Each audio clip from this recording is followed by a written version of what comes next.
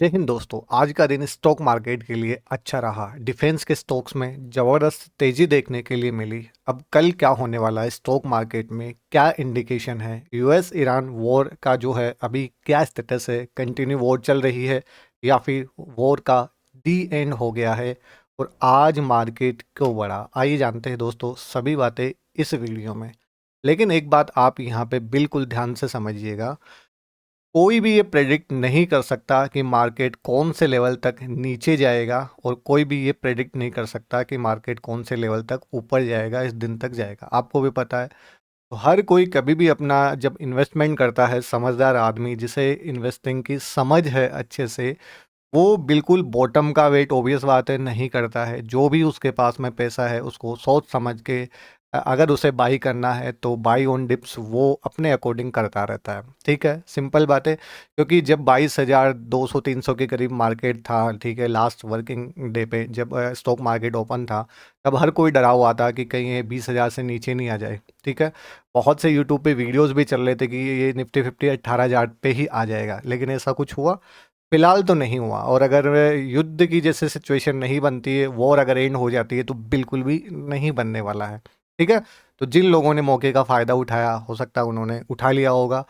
जिन्होंने वेट किया, हो सकता है उनके लिए अच्छा भी हो और बुरा भी हो। कहने का मतलब ये है सिंपल सा कि यहाँ पे बॉटम का कोई पता नहीं होता है। इन्वेस्टिंग अपने हिसाब से अपनी समझ के अकॉर्डिंग करते रहिएगा अगर आपको इन्वेस्टिंग पसंद है तो। बात करते हैं आज जो है स्टॉक मार्केट अप क्यों हुआ। सिंपल, तो इसका रीज़न मेन यही है कि पहली बात तो आप ये समझो कि जो मार्केट में हलचल क्यों मची हुई है, ये ट्रम्प चाचा की वजह से। ठीक है, अब ट्रम्प चाचा ने बोल दिया है कि भाई साहब, हम ये 2-3 वीक जो आने वाले हैं उनमें जो यूएस ईरान वाला जो युद्ध चल रहा है उसका दी एंड हम यहाँ पे करने वाले हैं। ठीक है, तो मार्केट ऑब्वियस बात है इस खबर को जो है थोड़ा पॉजिटिव लेता है, और मार्केट में जो जंप है हमें सिंपल यहाँ पे दिखाई देता है। तो आप देख सकते हो सेंसेक्स में भी बढ़िया तेज़ी देखने के लिए मिली 1.65% की। निफ्टी 50 में भी अगर बात करें तो 1.56% की, और निफ्टी बैंक की बात करें तो दोस्तों 2.33% की। अगर निफ्टी 50 में सबसे बढ़िया तेज़ी अगर देखने के लिए मिली है तो वो है ट्रेंड में 7% की तेज़ी दोस्तों इसमें देखने के लिए मिली। सिंपल, मतलब आज का जो दिन है स्टॉक मार्केट के लिए अच्छा रहा। अब बात आती है डिफेंस के स्टॉक। तो ये एक बार आप डिफेंस के स्टॉक पे नज़र डालिए, फिर हम यहाँ पे आगे बढ़ेंगे कि स्टॉक्स आखिर बढ़े क्यों। तो आप देख सकते हो जीआरएसई में सबसे ज़्यादा तेज़ी देखने के लिए मिली, लगभग 20% के 19.60% की तेज़ी में देखने के लिए मिली। बाकी के भी स्टॉक्स, सॉरी, ये स्टॉक्स और डिफेंस वाले, डिफेंस का ये वाले स्टॉक में तेज़ी देखने के लिए मिली। बाकी अपने पास में ये निफ्टी 50 के जो है टॉप स्टॉक्स है जिनमें हमें तेज़ी देखने के लिए मिली। ओला ने भी धूम मचाई है 13.60%। ठीक है, फिर ये डिफेंस का स्टॉक आ गया है ना, मझगांव 12.30%। तो ये तेज़ी हमें ज़बरदस्त यहाँ पे देखने के लिए मिली। ठीक है, अब बात करते हैं डिफेंस के स्टॉक्स के। तो डिफेंस के स्टॉक्स ने भी दोस्तों ज़बरदस्त धूम यहाँ पे मचाई है। उसके पीछे का रीज़न क्या है वो रीज़न भी हम यहाँ पे जानेंगे, लेकिन उससे पहले आप देख लीजिए डिफेंस के ये स्टॉक। जीआरएसई जैसे कि मैंने आपको बताया 19.60% के करीब बढ़ा। फिर बात करते हैं बीडीएल की, वो भी 9.78% बढ़ा। बाकी आप देख सकते हो यहाँ पे पारस डिफेंस, वो भी 7.31% से बढ़ा। तो डिफेंस स्टॉक में यहाँ पे एक तरफा तेजी देखने के लिए मिली, और सबसे ज़्यादा धूम डिफेंस स्टॉक्स ने ही मचाई है यहाँ पे। आखिर इसने जो इतनी वो मचाई है धूम, उसके पीछे का कारण क्या है? तो इसका जो मेन रीज़न है दोस्तों वो यही है, जो नाटो है उसके जो सदस्य है, तो ट्रम्प साहब ने यहाँ पे बोल दिया है कि हम यहाँ पे थोड़ा सा किसको ना अपने जो भी कमिटमेंट्स है ना उनको रिकंसिडर करेंगे। मतलब नाटो में होता क्या था दोस्तों, पहले देखा जाए तो नाटो है क्या? तो नॉर्थ अटलांटिक ट्रीटी ऑर्गेनाइजेशन है ये। ठीक है, अब इसका जो हिस्सा है वो ऑब्वियस बात है अपने ट्रम्प चाचा का देश भी आता है।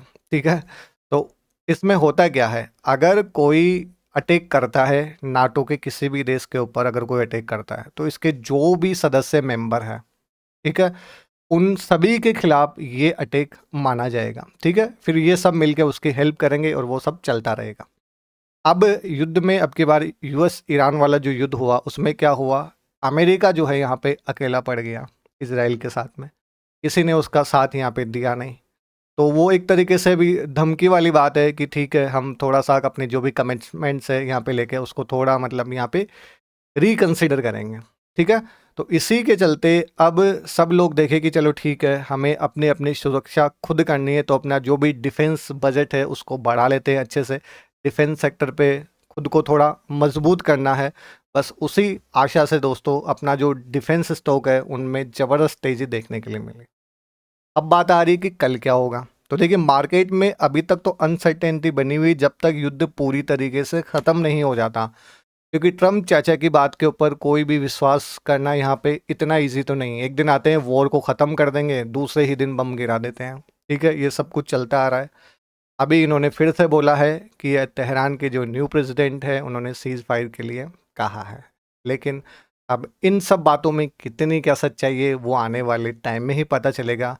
क्योंकि जब ट्रम्प चाचा ने 2-3 वीक का नाम ले लिया है तो हम मान सकते हैं कि 2-3 वीक और अनसर्टेनिटी रहने वाली है।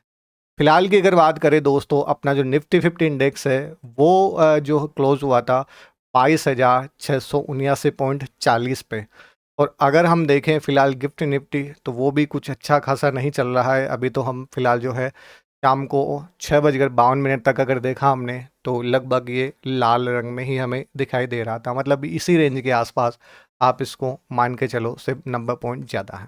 ठीक है, तो कल का लगभग स्पेकुलेशन यही है कि मार्केट में ज़्यादा बूम शायद ही कल देखने के लिए मिले। बाकी रात तक जो भी न्यूज़ आती है उसके अकॉर्डिंग मार्केट जो है ना कल रिएक्ट कर सकता है। बाकी आपके क्या विचार है दोस्तों स्टॉक मार्केट के फ़िलहाल की सिचुएशन के बारे में, कि मार्केट अभी स्टेबल रहेगा या 22,000 से 23,000 के बीच में ही चलता रहेगा जब तक वॉर की सिचुएशन नहीं बन जाती?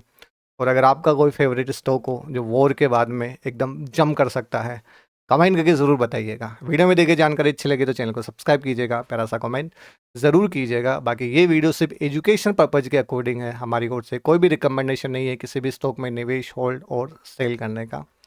आप कोई भी निवेश करें दोस्तों, आपकी हार्ड अर्न मनी है, सोच समझ कर अपने खुद के एनालिसिस के बेसिस के ऊपर अपने फाइनेंशियल डिसीजन लें। क्योंकि एक बात मैंने इस वीडियो की शुरू में ही बताई थी, क्योंकि कोई भी प्रेडिक्ट नहीं कर सकता मार्केट का बॉटम क्या है। अगर कल परसों किसी ने कहा होता कि मार्केट इस लेवल तक ही नीचे जाएगा, कल तो बिल्कुल जंप आने वाला है। ठीक है, तो वो डिसीजन हो सकता है आप ले लेते हैं। इसलिए खुद अच्छे से अपना इन्वेस्टमेंट के जो तरीके हैं वो सीखिए। देन उससे क्या होगा, खुद के डिसीजन आप खुद ले सकोगे, किसी के ऊपर डिपेंड नहीं रहोगे। आई होप मेरी बात आपको अच्छे से समझ में आई होगी। Thank you.